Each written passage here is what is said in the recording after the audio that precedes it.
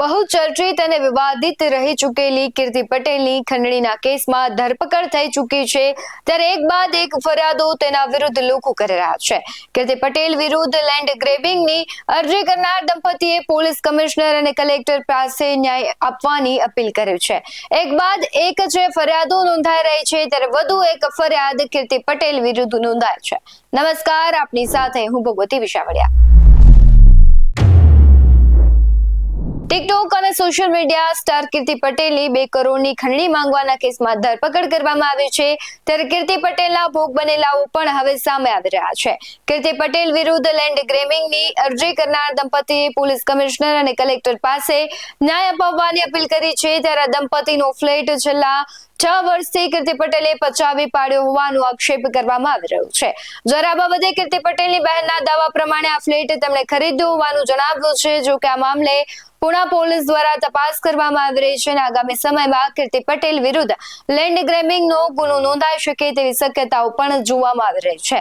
વર્ષ 2019માં કીર્તિ પટેલને ભાડે રહેવા આપ્યો હતો ફ્લેટ, અને આ દંપતીએ પુણા પોલીસમાં કરેલી ફરિયાદ છે તેમાં લખ્યું છે કે ફ્લેટનું ભાડું 9,500 અને ડિપોઝિટ પેટે 30,000 રૂપિયા લેવામાં આવ્યા હતા. થોડા સમય માટે કીર્તિ પટેલ ફેમસ થઈ ગઈ હતી અને ન્યુસન્સ પણ ફેલાવા લાગી, ત્યારે તેને ફ્લેટ ખાલી કરવાનું કહ્યું. શરૂઆતમાં કોરોનાનું બહાનું જણાવતી, ત્યારબાદ અન્ય બહાના હેઠળ ફ્લેટ ખાલી ન કરતી. આ સાથે જ ભાડું પણ ચૂકવતી નથી.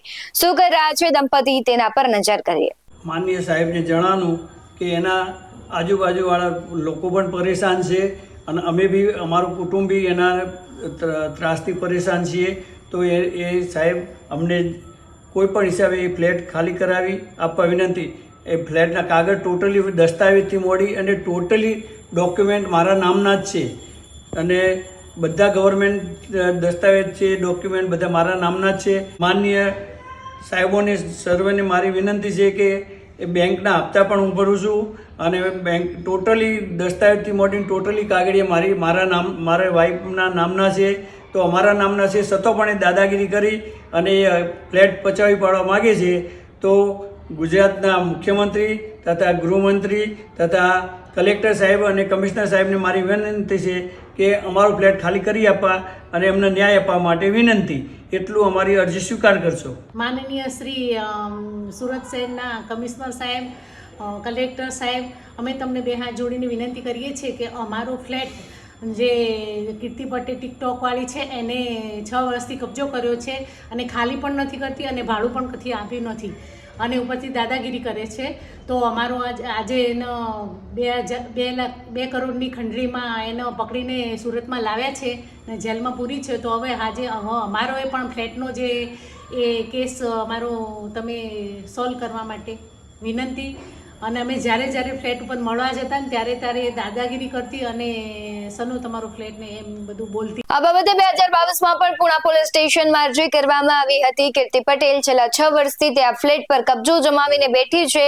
દંપતીએ ગુજરાતના મુખ્યમંત્રી, સુરતના પોલીસ કમિશનર અને કલેક્ટરને વિનંતી કરી છે કે ફ્લેટ ખાલી કરાવી આપે અને તેને ન્યાય મળે. આવા અનેક લોકો છે જેને કીર્તિ પટેલ છે ખૂબ હેરાન કરી રહી છે. અમુક નીચે કહેવાય છે જમીન પચાવી પાડી રહી છે, ફ્લેટ પચાવી પાડી રહી છે, લોકો પાસે ખંડણી માંગી રહી છે. તમને શું લાગે છે આ મુદ્દે? તમારું શું કહેવું છે? કમેન્ટ કરી જરૂરથી જણાવજો. આવા જ બધું અહેવાલો સાથે ફરી મળતા રહીશું. તમે અમારી YouTube ચેનલને સબસ્ક્રાઇબ કરવાનું, અમને Facebook અને Instagram પર ફોલો કરવાનું ભૂલશો નહીં. બાકી નવી અપડેટ્સ મેળવવા માટે આપ જોતા રહો BS9 ટીવી ન્યૂઝ. નમસ્કાર.